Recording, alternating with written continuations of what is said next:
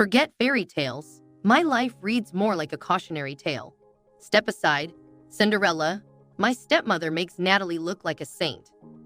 Brace yourself for a saga filled with tears, deceit, and yes, plenty of corn. Confused? Don't worry, it'll all make sense soon enough. Let's start at the beginning, where all great dramas begin. My troubles trace back to a humble ear of corn. Strange, right? Just wait. It all began when I was a mere 5 years old, my mother vanishing without a trace, leaving behind only a cryptic note. I scarcely recall her face or even her name.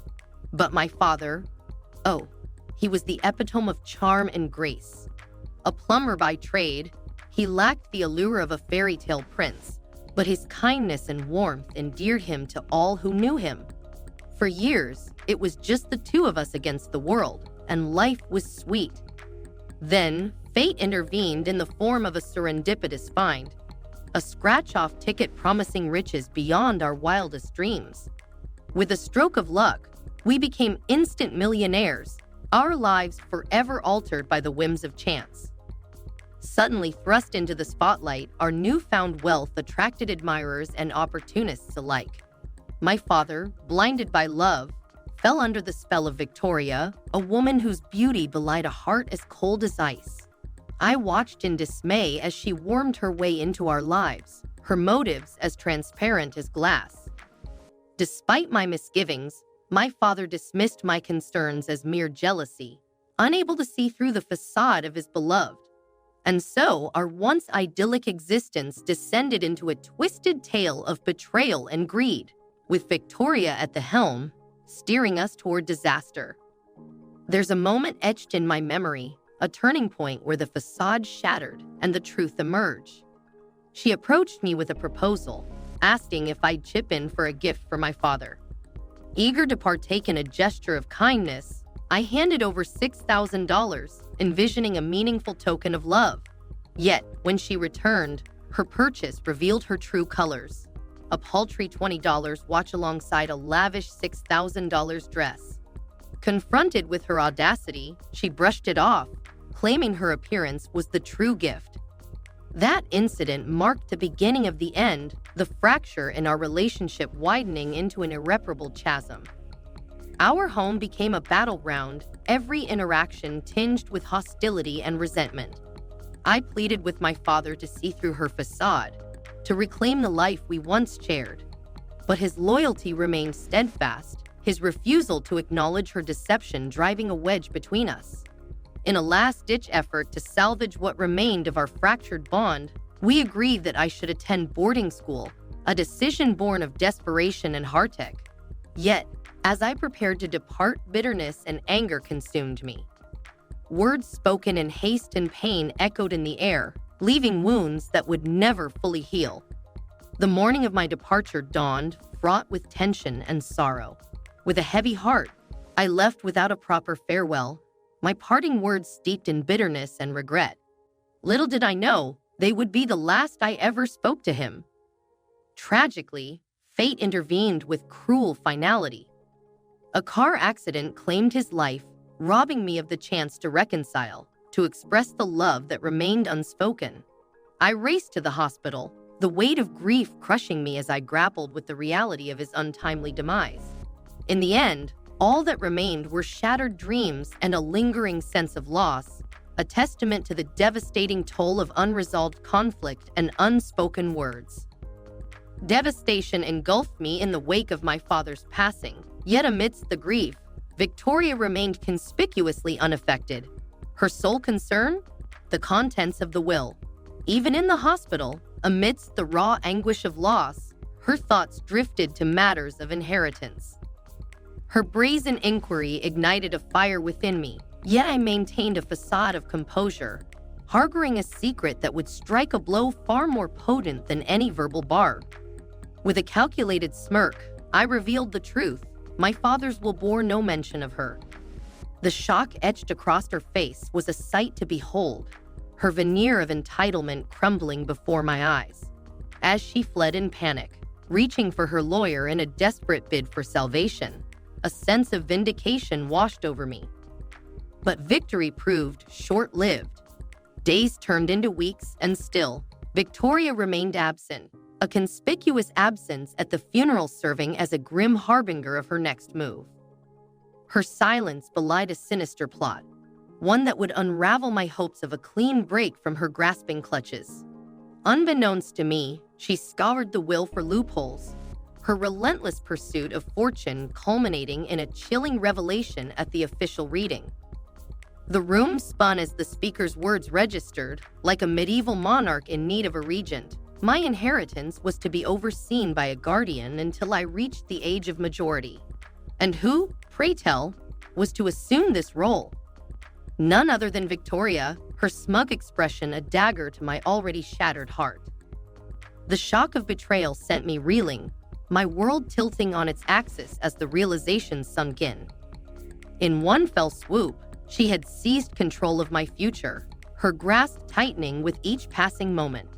As I grappled with the enormity of her treachery, I vowed to fight tooth and nail against her insidious machinations, determined to reclaim what was rightfully mine. My jaw plummeted as Victoria brandished a damning piece of paper, adoption papers, bearing my signature at the bottom. Despite my protests, she dismissed my claims, insisting that grief clouded my memory. Powerless against her manipulation, I resigned myself to a fate entwined with the woman I despised most. Forced to endure her presence, I braced myself for a barrage of changes: household chores, employment, and the abrupt termination of my boarding school aspirations. My anger simmered, fueled by her callous disregard for my desires. Her ultimatum left me reeling, exiled to a foreign boarding school without a name or location. Suspicion gnawed at me as I boarded the plane, my unease mounting with each passing mile. Upon arrival, I was met by a foreboding figure, a woman cloaked in darkness, her demeanor chillingly severe. Fearful of her threats, I reluctantly followed, my mind racing with apprehension. My resolve faltered as she ushered me into a waiting car, my belongings forsaken in the rush to escape. Trapped in the confines of the trunk, I grappled with regret, haunted by the consequences of my compliance. Alone and adrift, I faced an uncertain future, my belongings left behind as a grim reminder of the treachery that had befallen me. With only my wallet and a silent phone for company, I embarked on a journey fraught with peril and uncertainty, the weight of Victoria's deception heavy upon my shoulders.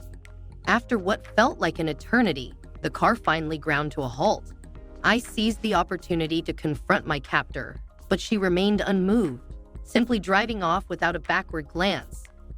Left stranded in the desolate wilderness, my frustration reached a boiling point. Surveying my surroundings, my heart sank at the sight of a solitary church nestled amidst the trees, a far cry from the sanctuary I craved. Frustration boiled over, and I unleashed a torrent of protests, only to be met with stoic indifference. As dusk descended, a group of nuns emerged, their presence offering a semblance of hope in my dire predicament. Through broken English, they explained their mission: to reform me with the hefty sum they'd been paid. Despite my desperate attempts to flee, I found myself trapped, with nowhere to turn. Resigned to my fate, I surrendered to the routine of church life, swapping designer handbags for humble robes and worldly pursuits for devout prayer. Yet, just as I resigned myself to an eternity of penance, fate intervened in the most unexpected way. Amidst the humdrum of daily chores, a glimmer of intrigue emerged. A man, a rare sight in our secluded abode. His presence sparked a flicker of curiosity, his youthful vitality a stark contrast to the austere backdrop of the church. As our gazes met, a spark of recognition ignited, casting a ray of hope amidst the shadows of uncertainty. He approached me with flattery, admiring my divergence from the typical nun archetype. His attraction was palpable, and I reciprocated the sentiment, albeit with a caveat.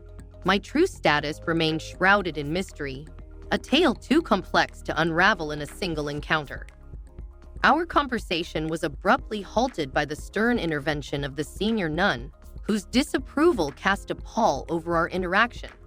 Dragged away to resume menial tasks, I feared our fleeting connection was destined to fade into oblivion. Yet fate intervened once more, as a clandestine rendezvous unfolded amidst the rustling foliage. Concealed beneath a veil of secrecy, he offered an escape from my confines, promising sanctuary in the sanctuary of his world beyond. Hidden amidst the cargo of his truck, I embarked on a journey fraught with uncertainty, my liberation marred by the remnants of corn that clung to my person, a stark reminder of the tumultuous events that had unfolded. In the sanctuary of his home, I poured out my heart, revealing the depths of my turmoil to a compassionate listener. With an internet connection at my disposal, I wasted no time delving into the digital realm, desperate for answers to the mysteries that plagued my existence. The revelations that awaited me were as shocking as they were unsettling. Messages of condolence inundated my social media accounts, a testament to the widespread belief in my demise. Reaching out to a dear friend, I shattered the illusion of my demise, recounting the harrowing saga that had befallen me in the clutches of the enigmatic woman and the monastery's confines. I delved into the perplexing web of deception spun by Victoria, unraveling the intricate layers of falsehoods that had ensnared my identity in a fabricated demise. Armed with a newfound resolve and a dash of cunning, I devised a scheme to reclaim my rightful existence from the clutches of deceit. Enlisting the aid of my confidant, I orchestrated a swift return to my homeland, deftly maneuvering through the intricacies of travel arrangements. With boarding pass in hand, I embarked on a journey back to reclaim what was rightfully mine, accompanied by the stalwart support of a friend determined to see justice served. Upon arrival, my senses were assailed by the ostentatious display of wealth that adorned the premises. A stark testament to Victoria's brazen exploitation of her newfound status. Undeterred, I pressed forward, confronting the facade of opulence with a resolve born of righteous indignation. With a simple knock, I pierced the veil of pretense, demanding an audience with the orchestrator of my misfortune. Victoria's visage contorted in a mask of shock and disbelief as the reality of my existence shattered her carefully constructed illusion. Her frantic attempts at reconciliation fell upon deaf ears as I exposed the depths of her treachery. The revelation of my survival sent shockwaves through the halls, unmasking the true architect of my ordeal, the very woman who had led me into the clutches of captivity. A tumultuous exchange ensued, punctuated by the shattering of fragile decor and the cacophony of enraged voices. Victoria's duplicitous machinations lay bare, her desperate bid to eliminate me exposed in all its malevolence. In the aftermath of the chaos, justice prevailed as the truth emerged victorious. With the revelation of Victoria's deceit, the tendrils of her influence began to unravel, paving the way for a reckoning long overdue. As her sister's conscience intervened, diverting the course of malevolence, a fraction of the hitman's ill-gotten gains found their way into the hands of the nuns, securing my sanctuary within the walls of the church. Victoria's inquiry sent a shiver down my spine, igniting apprehension at the prospect of her sinister intentions. Yet, before her nefarious designs could materialize, the resounding rap of law enforcement echoed through the corridors, delivering a swift reckoning upon the architect of my tribulations. Though her plot to end my life remained veiled in uncertainty, the weight of her crimes ensured a lifetime behind bars, with restitution as her perpetual burden. Reintegrating into the rhythms of my former life proved a challenge, yet the balm of affluence eased the transition. Departing to rural seclusion alongside the gallant savior who plucked me from the jaws of peril, fate intertwined our paths with that of my loyal friend, forging a bond of kinship that transcended mere circumstance. As I stand on the cusp of graduation, a beacon of hope shines bright amidst the shadows of adversity. Embracing my newfound purpose, I have transformed my opulent abode into a sanctuary for the vulnerable, ensuring that no soul falls prey to the machinations of malevolence, a testament to the resilience of the human spirit and the enduring power of redemption.